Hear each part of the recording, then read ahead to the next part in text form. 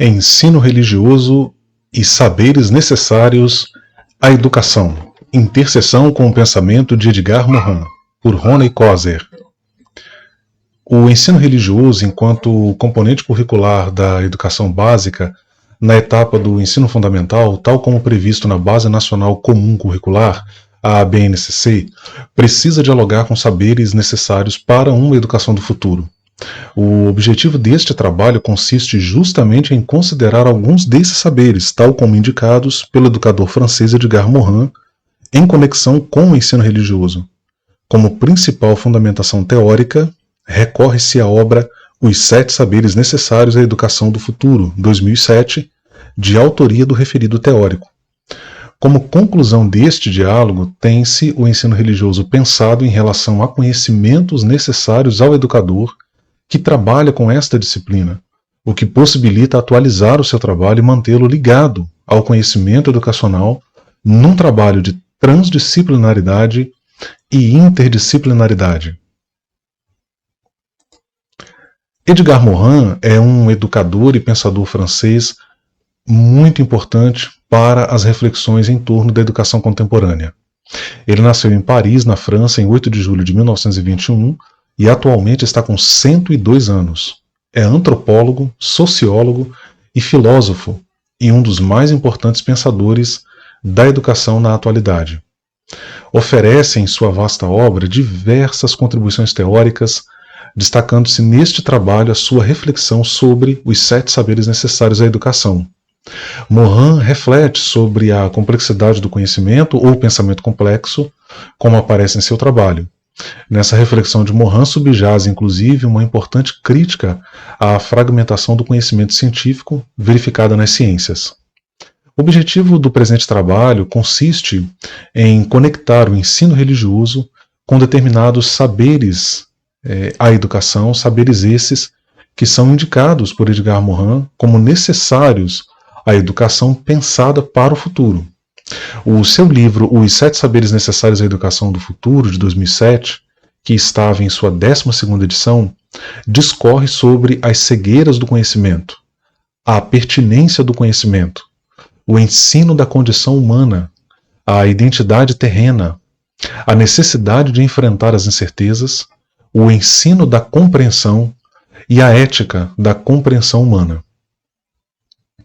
Considerando-se algumas das especificidades da disciplina de ensino religioso, percebidas inclusive nas habilidades constantes da BNCC, o presente trabalho foca nos seguintes saberes apontados por Morin: os princípios do conhecimento pertinente, ensinar a condição humana e ensinar a compreensão. É claro que o ensino religioso bem poderia dialogar com todos os 7 saberes indicados por Morin, e muito se tem a ganhar com essa correlação. Para este trabalho optou-se por esses 3 saberes. Edgar Morin, na obra supracitada, lança um importante olhar sobre a educação e, por extensão, sobre a pós-modernidade. E esses 2 olhares precisam recair também sobre os componentes curriculares, considerando-se as suas especificidades. E aí se inclui o ensino religioso. E esse olhar se dá pelas vias de saberes que o autor considera necessários para se pensar e praticar a educação no século XXI. A compreensão no ensino religioso é mesmo muito necessária, sobretudo numa sociedade ainda muito marcada por fundamentalismo religioso, intolerância e violência simbólica que por vezes desemboca em violência factual. Morin comenta sobre o problema da incompreensão na atualidade, abre aspas, a situação é paradoxal sobre a nossa terra. As interdependências multiplicaram-se. A consciência de ser solidários com a vida e a morte, de agora em diante, une os humanos uns aos outros. A comunicação triunfa. O planeta é atravessado por redes, fax, telefones celulares, modems, internet. Entretanto, a incompreensão permanece geral. Sem dúvida, há importantes e múltiplos progressos da compreensão, mas o avanço da incompreensão parece ainda maior. Morin, fecha aspas, Morin, 2007, página 93. Por compreensão, pode-se entender a inclusão do outro, inclusão subjetiva que abre caminhos para a escuta atenta e para o diálogo. A pós-modernidade, ou como diria o sociólogo Zygmunt Bauman, 2003, a modernidade líquida, é fortemente marcada por individualismo narcisista que adoece as pessoas e as relações. Morin discorre sobre o egocentrismo que se amplia, abre aspas.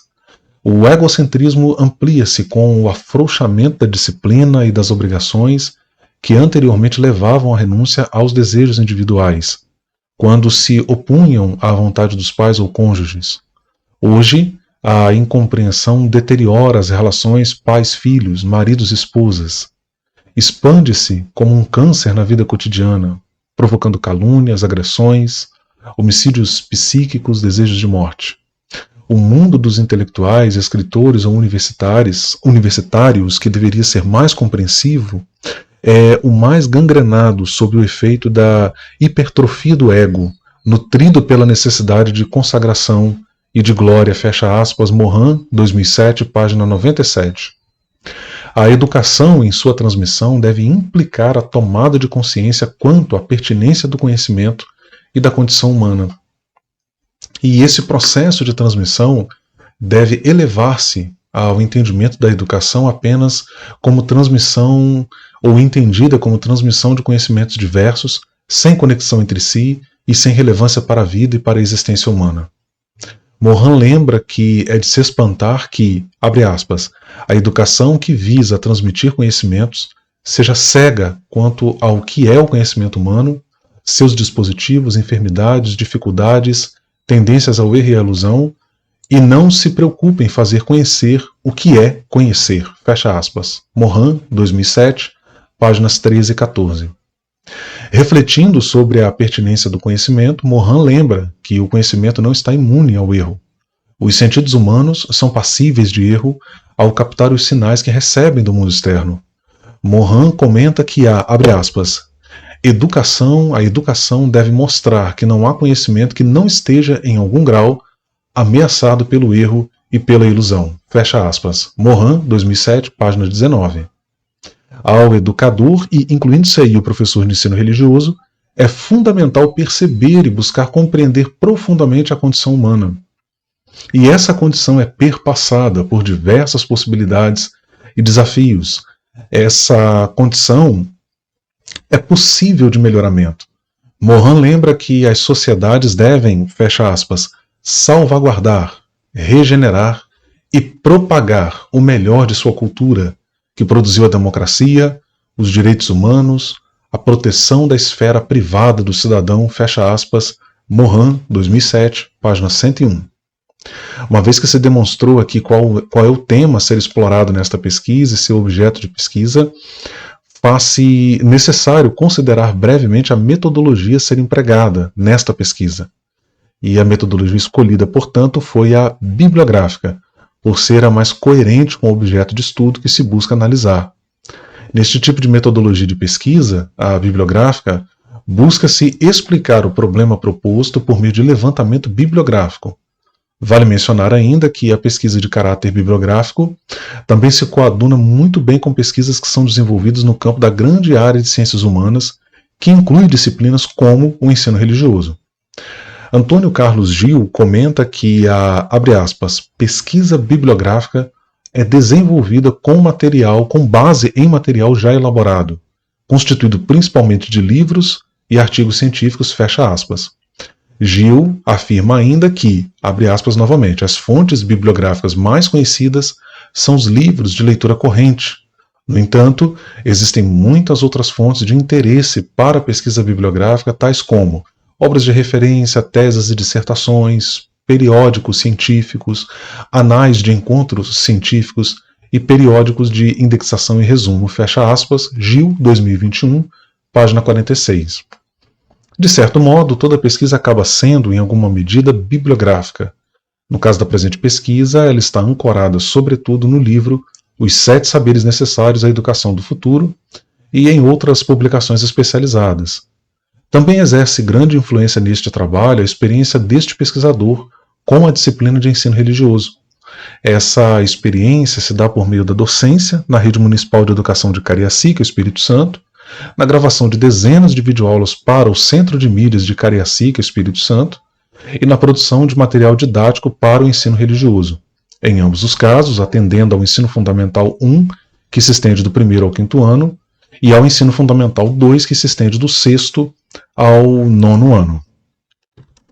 Como resultado desta pesquisa, pode-se buscar uma prática pedagógica para o ensino religioso que seja mais interativa, dialogal e que caminhe sempre no sentido de valorizar a diversidade religiosa e cultural do Brasil. Aliás, este último esforço de valorização da diversidade religiosa e cultural é pressuposto fundamental à disciplina, como preconizado inclusive no artigo 210 da Constituição Federal de 1988, no artigo 33 da Lei de Diretrizes e Bases da Educação Nacional de 96 e na BNCC. Este pesquisador, em sua relação com a disciplina, que inclui a sua prática pedagógica em sessão de aula, pôde perceber que o ensino religioso ainda é visto com olhares de suspeição, tanto por parte de pais de estudantes como por parte de colegas de profissão, professores, e não apenas, mas também a gestão muitas vezes se mostra resistente até mesmo à presença da disciplina na unidade escolar. Essa resistência é lamentável, certamente, em parte, contudo, ela é compreensível, visto que o ensino religioso, em seu estado atual, que se entende ser o ideal, se encontra na ponta de um longo processo histórico marcado por sua utilização para fins de proselitismo religioso no espaço público. Todavia, na medida em que a disciplina for sendo praticada, alinhada com esses importantes saberes, destacados por Morin, ela poderá ir conquistando seu espaço e vir a ser apreciada, o que é muito desejável, o que é muito mais desejável do que a ideia de que ela seja mantida nas unidades escolares apenas em função de determinação legal. O ensino religioso é uma disciplina que tem muito a contribuir com a educação. Pode ser compreendida, inclusive, como uma disciplina que se une a outras, no sentido de cooperar para a consolidação de habilidades e dimensões nos estudantes, que lhes serão essenciais nas diferentes dimensões da sua vida, como se pode ler na BNCC, Brasil, 2018, página 438.